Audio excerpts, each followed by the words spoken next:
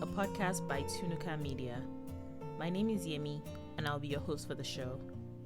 In this podcast, I introduce you to potentially overlooked news stories from around the world. This will include the good, the bad, and sometimes the absolutely hilarious. To keep you informed, I pick up stories that may have been missed by your home news network. The Overlooked podcast is produced every week and covers news articles from the previous week. Come back often, share with your friends, and feel free to add the podcast on your favorite podcast listening app. My goal is to make sure you have a pleasant and engaging listening experience every single time you tune in. So drop me a note on Twitter or Facebook. Just search for TunukaMedia. That is Tunuka Media. Episodes are also hosted on YouTube on the TunukaMedia YouTube channel. Again, that is Tunuka Media. Links to the stories will also be posted in the show notes. Finally, if you come across stories or articles that you think should be featured here, please share them and let us all keep informed. Now, let's get to this week's episode.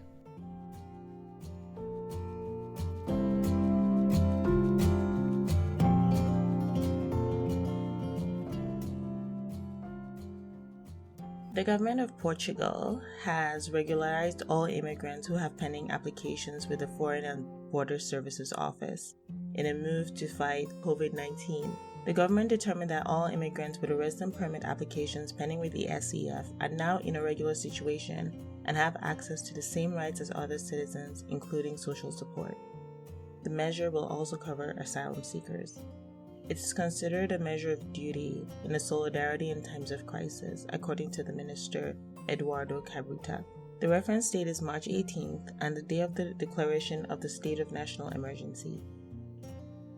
In news from Italy, a 101-year-old man born during the Spanish flu has beaten COVID-19. Yes! An over 100-year-old man has won the tough battle against coronavirus. And as an aside, I have been reading about a lot of older folks who have managed to beat the virus, and it's just amazing. Anyway, back to the story. Mr. P from Rimini was tested positive for COVID-19 and was discharged from the Infirmary Hospital in Rimini and returned home. He was born in 1919 in the midst of another tragic world pandemic. He was born during the Spanish flu and now fell ill with the COVID-19. The Spanish flu, otherwise known as the Great Spanish Flu or epidemic, was an unusually deadly flu pandemic that killed tens of millions of people around the world between 1918 and 1920. It is estimated that the Italian victims were at least 600,000. Mr. P has made it through the virus and is back home with his family. On a side note, I recently watched a YouTube video by the Infographic Show. This is not sponsored, I just really like the channel. So I recently watched a YouTube video on the Infographic Show on the Spanish flu, and I found it really enlightening. The name of the video was Why the Spanish Flu Killed Over 50 Million People, the deadliest plague in modern history. So if you just search the Infographic Show, you can find it. If you decide to watch it, let them know that you came over from the Overlook podcast. It's not sponsored again, I just really like the video. Scientists find a bug that feeds on toxic plastic and just comes out of Germany. A bacterium that feeds on toxic plastic has been discovered by scientists. The bug not only breaks down plastic but also uses it as food to power the process. The bacterium, which was found at a waste site where plastic had been dumped, is the first that is known to attack polyurethane. Yes, I pronounced it right. Millions of tons of plastic is produced every year for use in items as sports shoes, nappies, kitchen sponges, but is mostly sent to landfill because it's too tough to recycle. When broken down, it can release toxic and carcinogenic chemicals, which would kill most bacteria, but the newly discovered strain is able to survive. While the research has identified the bug and some of its key characteristics, much work remains to be done before it can be used to treat large amounts of waste plastic. This next story, before I start reading it, this next story I thought was so cute and actually really funny. Anyway, listen and let me know what you think. While humans are sheltered in place, wild animals will play. At some point last week, a herd of great goats galloped through the desolate streets of a small town in Wales looking for food. Some goats got their fill from hedges, others climbed on building walls. And if you Google the pictures, they're really, really cute. They're like large-sized goats, but they're just all over the place.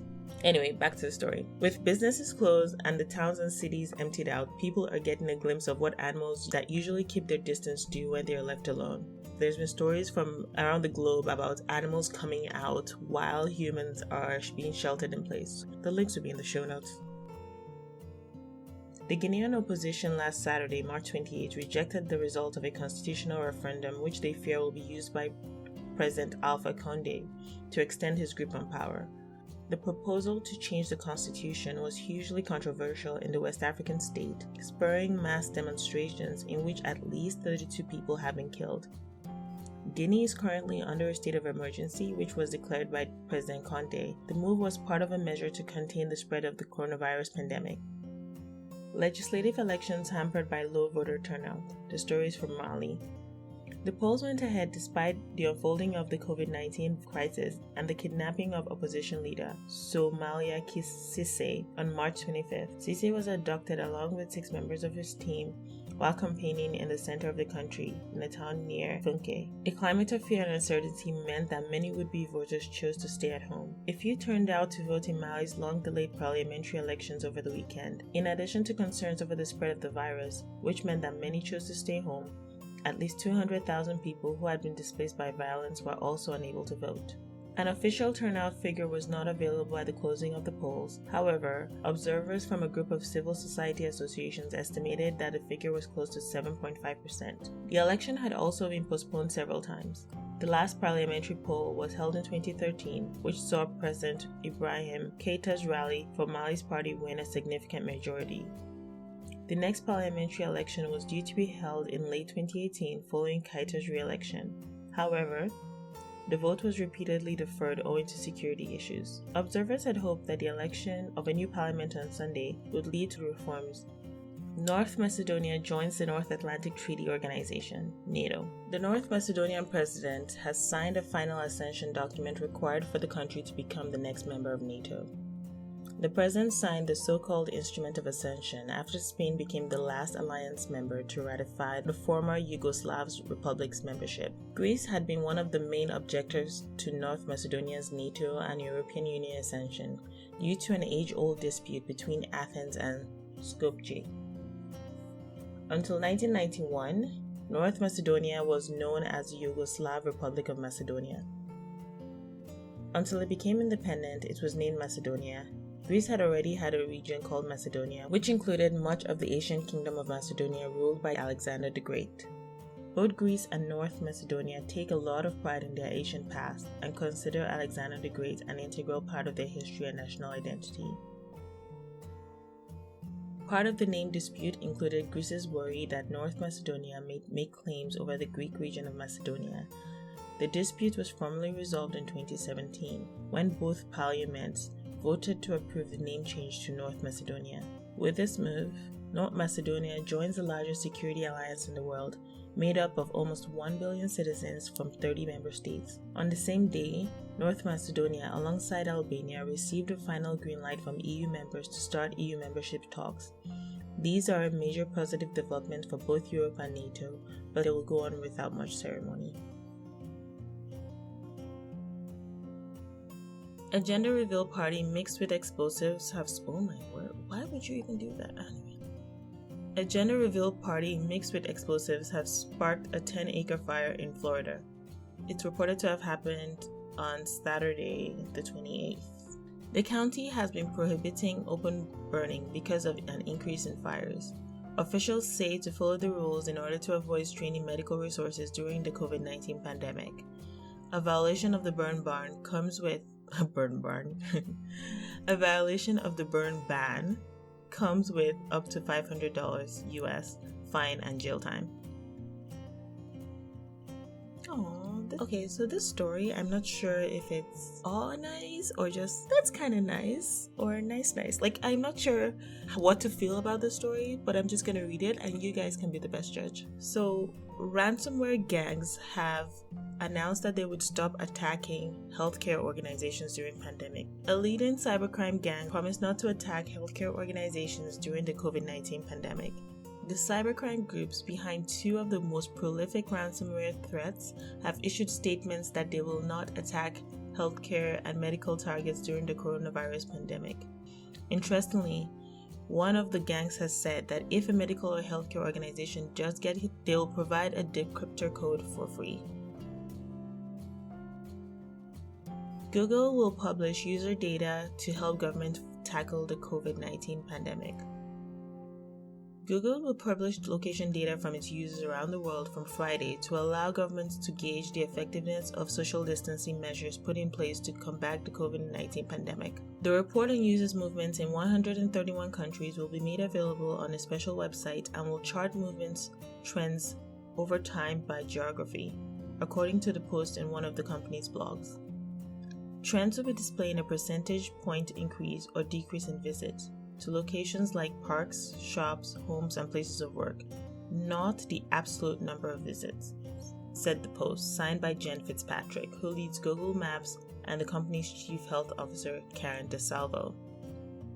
Activists say authoritarian regimes are using the coronavirus as a pretext to suppress independent speech and increase surveillance. And in liberal democracies, others fear widespread data harvesting and intrusion could bring lasting harm to privacy and digital rights. Google hopes that these reports will help support decisions about how to manage the COVID-19 pandemic.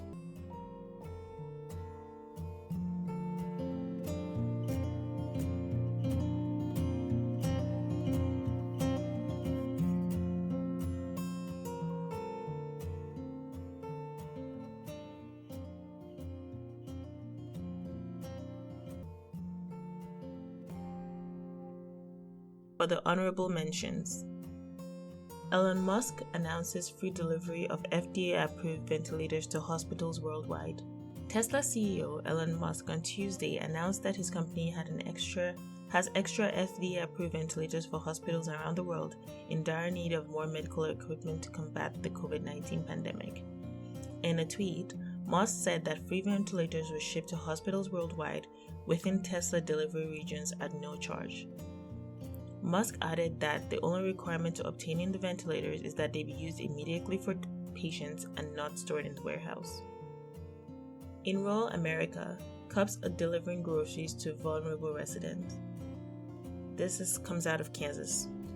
Major Bobby Reed of the Bourbon County, Kansas Sheriff's Department had an idea when he saw that some stores were offering special hours for elderly customers during the coronavirus crisis. According to the 10-year veteran of the department, these people don't need to get out, they are in a vulnerable age group. So he posted on Facebook that he'd volunteer to deliver to elderly residents, shoppers with disabilities, and veterans. His rural county, located 5 miles east of the Missouri River, has about 14,000 residents. So, during the coronavirus crisis, cops are stepping up to fill the void. Some have more time on their hands to make the deliveries now as people stay in. This next story comes from Cornwall in the UK. Staff members from Paradise Park in Cornwall have moved into a house on site so they can continue feeding and cleaning the 1,200 birds and mammals housed in there. They will be supported by other keepers working on split rotas and covering different areas of the grounds. Paradise Park closed temporarily on March 21, but staff have been posting regular updates on social media and also run live webcams so people can still enjoy seeing the penguins and feeding time. Thanks for listening. As a reminder, the podcast will be released every week. Also, don't forget to follow TunukaMedia on Instagram, YouTube, Facebook, and Twitter. Connect to say hi or even share your stories that are happening in your local area or region. Nothing is too big or small. Thanks again, and now for the bloopers.